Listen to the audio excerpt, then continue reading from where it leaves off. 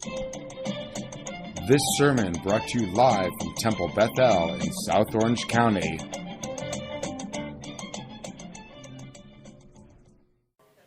At the beginning of the service, I asked you just, share something from the week. Because I remember when I was a kid, my mom used to ask me, not even about the week. That's a lot to remember. Just like, how was your day at school? Or what happened at school today? And I'd look and go, nothing.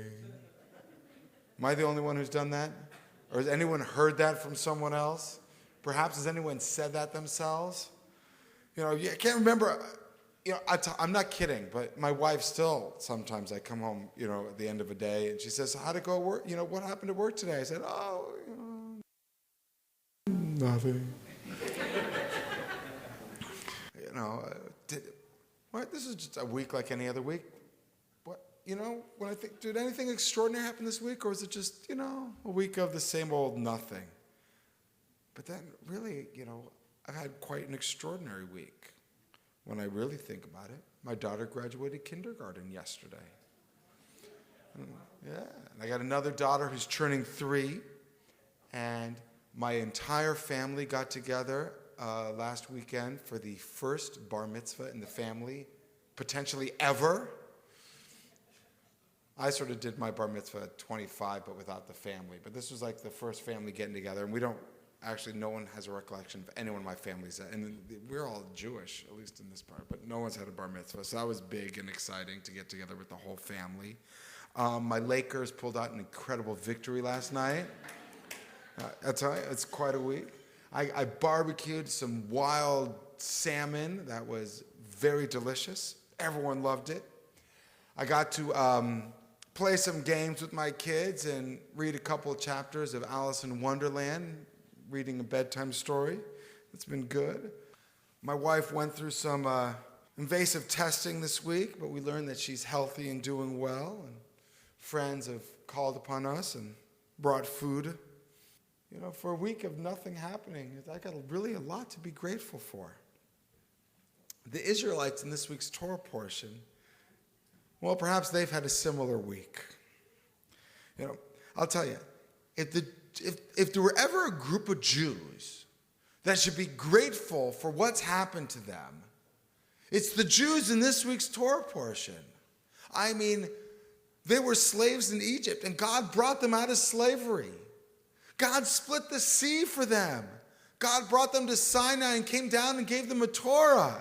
When they were thirsty in the parched, dry, barren desert, God squeezed a few rocks for them and brought water.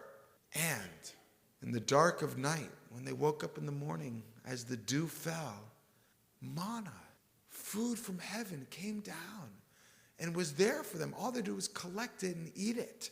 And the Torah says that they gathered it, they ground it, and they cooked this seed-like substance, and they made it into cake, and it tasted like rich cream, right? All frosting. Right? If there's anyone who could be grateful for just what's going on, it's this generation of people in the wilderness. But yet, what do the people do? What do our ancestors say with all this good fortune? They look up at Moses and they complain and they go, Ein kol bilti el haman. We got nothing but this manna? They complain. I'll tell you, recently I've talked to a lot of people who I think have something to complain about. And they wish that they would be able to say, oh, nothing, but they can't. A family where the cancer is back. And they don't have health insurance. They might have to sell their house if they can. A young child of 1.5 drowned in the backyard pool in my neighborhood. There's real things going on. Another marriage is churned cold and is falling apart. The unemployed and underemployed are continuing with their trials. And how desperately for each of those, and so many more that I talk to. In this unkind world, how many hunger for just a little bit, a taste of manna? For the manna of work and security, for the manna of family and love, or the manna of just a beach party, or backyard games, or hugs. or barbecue dinners, or swimming pools, or just an ordinary day when nothing special happens. So thank God for the days when there's nothing special at all. The Ishbitzer Rebbe, great Hasidic master, he taught about the difference between simcha and oneg, two Hebrew terms which we might translate both as joy or happiness. But he says, but there's a fundamental difference between simcha and oneg. Simcha is a great joy that you have when God gives you something you've never had before. A baby, a bat mitzvah, a wedding. Right? When something new you've never had comes, that's a great simcha.